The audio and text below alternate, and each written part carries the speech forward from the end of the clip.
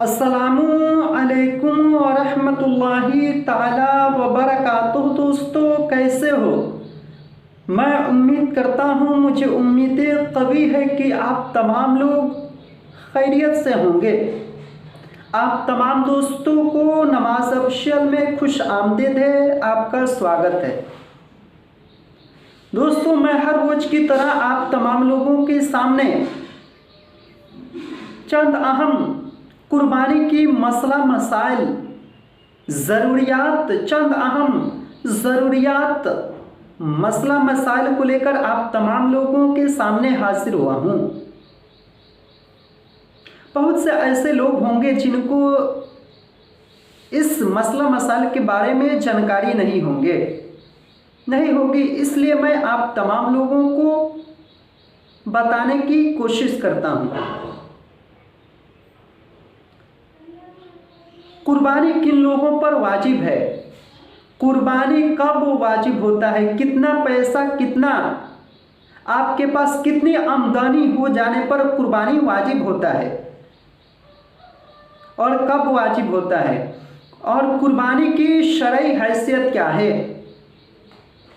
कुर्बानी किन लोगों पर वाजिब होता है, कैसे वाजिब होता है और किन किन जानवरों का कुर्बानी इस्लाम ने करार दिया है, जायज़ करार दिया है और जायज़ है।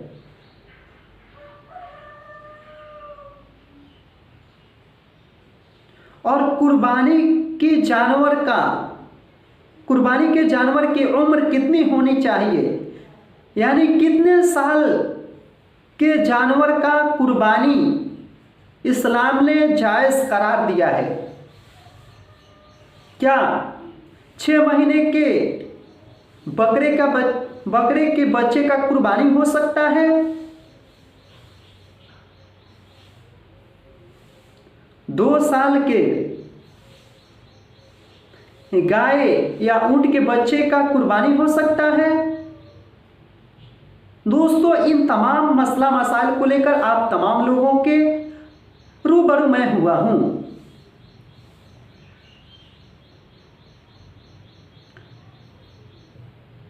दोस्तों, कुर्बानी किसे कहते हैं? इसकी तारीफ ये है कि मखसूस दिन यानी खास दिन में किसी खास जानवर को, यानी 10वीं 11वीं 12वीं ज़ुल्हिज्जा को अल्लाह तबारक व ताला के हवाले कर देने को, यानी अल्लाह तबारक व ताला के नाम से ज़बह कर देने को कुर्बानी कहते हैं। यानी मखसूस दिन में मखसूस जानवर को अल्लाह के हवाले कर देने को कुर्बानी कहते हैं। यानी अल्लाह के हवाले से मुराद ये है कि मखसूस जानवर को, यानी खास जानवर को खास दिन, जैसे 10वीं ज़ुल्हिज्जा, 11वीं ज़ुल्हिज्जा, 12वीं ज़ुल्हिज्जा को कुर्बे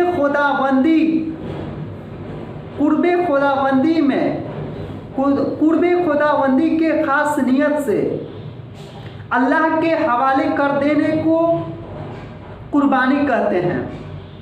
यानी मखसूस दिन में मखसूस जानवर को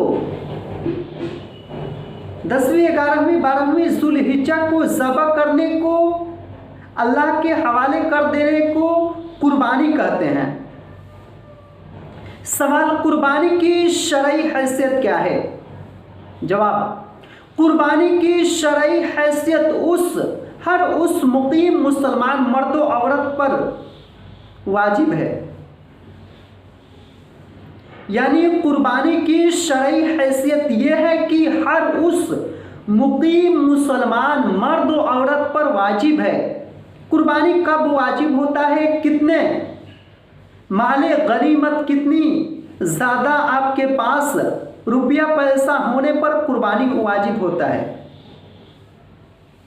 जिस शख्स के पास 52.5 तोला चांदी या 7.5 तोला सोना या उनमें से किसी एक की कीमत का सामान तिजारत या गैर सामान तिजारत या उनमें से किसी एक भर रुपये का मालिक हो, या हालांकि ये चीज़ें उसके हाजत असलिया से जायद हो, यानी ये चीज़ें उसके ज़रूरियात ज़िंदगी से जायद हो, यानी ज़्यादा हो, यानी साल भर जैसे कि अपनी ज़िंदगी साल भर गुजारता है और उसमें गुजारने में जितने खर्च हुए हैं उन खर्च से जायद हो, यानी 52.5 तोला चांदी या 7.5 तोला सोना हो, या उनमें से किसी एक की कीमत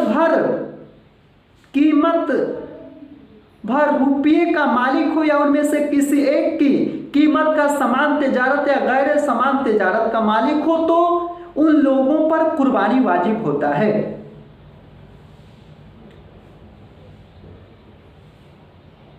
दोस्तों, और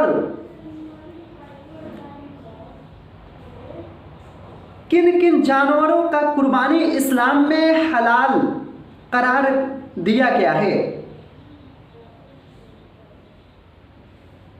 इस्लाम ने ऊंट की कुर्बानी को हलाल करार दिया है, गाय भैंस की कुर्बानी को हलाल करार दिया है, बकरा बकरी दुम्बा दुम्बी भेड़ वगैरह की कुर्बानी को इस्लाम ने हलाल करार दिया है। यानी